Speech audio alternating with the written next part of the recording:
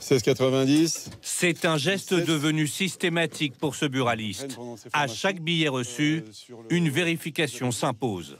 Dans la bande du milieu, le chiffre doit être remis. Car comme nombre de commerçants, Jean-François Vigourou détecte tous les mois des faux billets. Si c'est un problème, bon, c'est un client habitué, il va à la banque, il le change, ou il paye autrement. Ou des fois, c'est des clients qu'on ne voit jamais, qui viennent occasionnellement et qui essayent de refiler peut-être un faux billet, et donc on ne les revoit pas. Même constat chez ses clients. Les fausses coupures se multiplient. À chacun sa technique, éprouvée ou pas, pour les repérer. Voici celle du mouchoir en papier.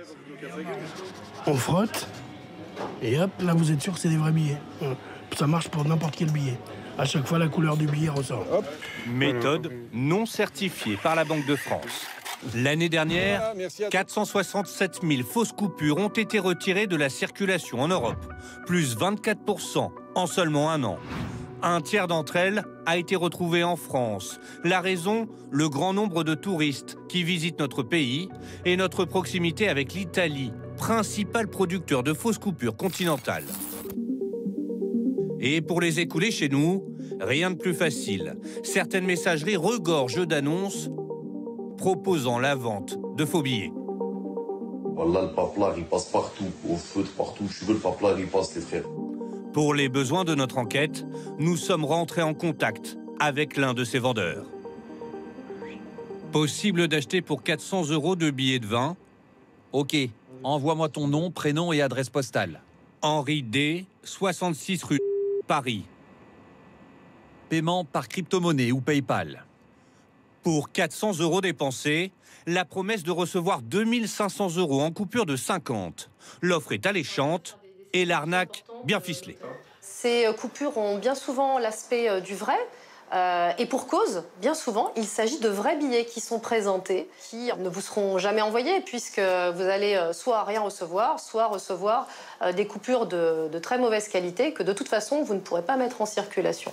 En cas de détention de fausses monnaies, vous risquez 10 ans d'emprisonnement et 150 000 € d'amende. Ces enquêteurs traquent les faux billets. Pour leurs yeux avisés, certaines erreurs sont détectables, comme sur le nombre émeraude, ici à gauche. Un semblant de filigrane. Il suffit en fait de faire bouger, d'incliner votre poignet. Et vous voyez cette lumière qui monte de façon horizontale. Là. Et sur le faux billet, elle apparaît. Vous voyez, ils l'ont fixé à un endroit au milieu, mais si je bouge, il n'y a pas du tout de lumière qui monte. Dans cette industrie de la fausse coupure, certains réseaux criminels étrangers excellent. Les mieux réussis, on va dire, sont les billets bulgares pour les 100, 200 et 500 €. Alors, ça veut dire beaucoup d'argent investi, mais ça veut dire également les gens qui sont capables de faire marcher les machines. Donc c'est toute une structure qui est nécessaire pour pouvoir faire marcher ces machines. À partir du moment où vous avez la connaissance des techniques à imiter le matériel nécessaire, vous pouvez vous rapprocher avec plus ou moins de réussite d'un billet authentique. Mais en Europe, le royaume des faussaires est incontestablement Naples. En juin dernier, les douanes italiennes ont démantelé l'un des plus gros réseaux. Imprimantes, patch holographique et papier à s'y méprendre.